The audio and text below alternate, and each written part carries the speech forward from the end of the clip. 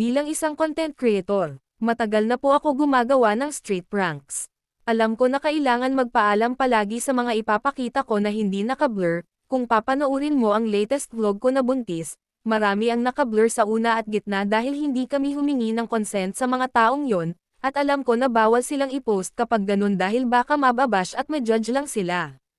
Ganun din sa iba kong mga pranks, lagi namin binblur. Ngayon, may lumabas na sinasabing dapat ko i-down dahil nakakakuha ng pambabatikos sa kanya. Pero hindi naman siya tumanggi sa akin nung hiningan ko siya, sadyang naunahan lang siya ni Kuya Jesus mag-abot at doon na nag-focus ang atensyon ko. Marami po kaming raw footage nung buntis prank kung saan makikitang pumayag si Kuya lumabas sa vlog ko. Pinaalam muna namin sa kanya ito bago kami umalis, at madami pa ang nangyari na hindi na namin sinama sa vlog. Pinakita namin sa kanya yung raw footage at nakalimutan lang daw niya at humingi siya ngayon ng pasensya. Inaasar kasi daw siya ng mga taong kakilala niya na nakapanood ng vlog ko na sayang ang 100k na dapat sa kanya napunta pero naunahan lang daw siya, kaya siya ay nakapag-post ng ganon. Ipinaliwanag namin sa kanya na para kay Kuya Jesus talaga yon dahil sa nakita at na-experience ko na kabutihan ng puso ni Kuya Jesus. Paalala na din ito sa mga taong mahilig maniwala agad sa kung ano ang nakita sa social media. Tandaan po na laging may dalawang side ang kwento. Salamat. Bilang isang content creator, matagal na po ako gumagawa ng street pranks. Alam ko na kailangan magpaalam palagi sa mga ipapakita ko na hindi naka-blur. Kung papanoorin mo ang latest vlog ko na buntis, marami ang naka-blur sa una at gitna dahil hindi kami humingi ng consent sa mga taong yon, at alam ko na bawal silang i-post kapag ganun dahil baka mababash at ma-judge lang sila. Ganun din sa iba kong mga pranks, lagi namin binblur.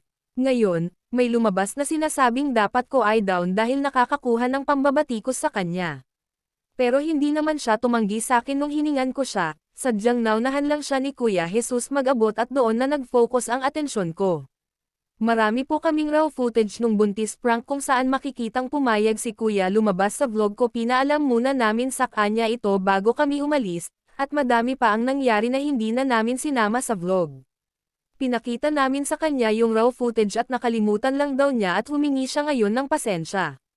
Inaasar kasi daw siya ng mga taong kakilala niya na nakapanood ng vlog ko na sayang ang 100k na dapat sa kanya napunta pero naunahan lang daw siya, kaya siya ay nakapag-post ng ganon. Ipinaliwanag namin sa kanya na para kay Kuya Jesus talaga yon dahil sa nakita at na-experience ko na kabutihan ng puso ni Kuya Jesus. Paalala na din ito sa mga taong mahilig maniwala agad sa kung ano ang nakita sa social media.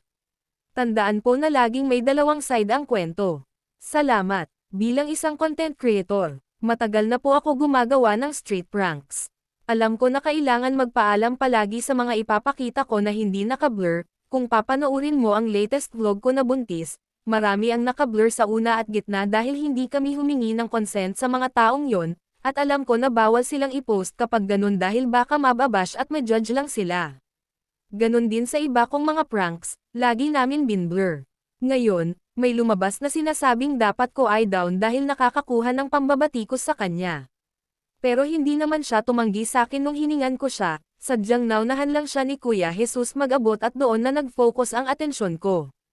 Marami po kaming raw footage nung buntis prank kung saan makikitang pumayag si Kuya lumabas sa vlog ko. Pinaalam muna namin sa kanya ito bago kami umalis, at madami pa ang nangyari na hindi na namin sinama sa vlog. Pinakita namin sa kanya yung raw footage at nakalimutan lang daw niya at humingi siya ngayon ng pasensya. Inaasar kasi daw siya ng mga taong kakilala niya na nakapanood ng vlog ko na sayang ang 100k na dapat sa kanya napunta pero naunahan lang daw siya, kaya siya ay nakapag-post ng ganon. Ipinaliwanag namin sa kanya na para kay Kuya Jesus talaga yon dahil sa nakita at na-experience ko na kabutihan ng puso ni Kuya Jesus. Paalala na din ito sa mga taong mahilig maniwala agad sa kung ano ang nakita sa social media. Tandaan po na laging may dalawang side ang kwento. Salamat.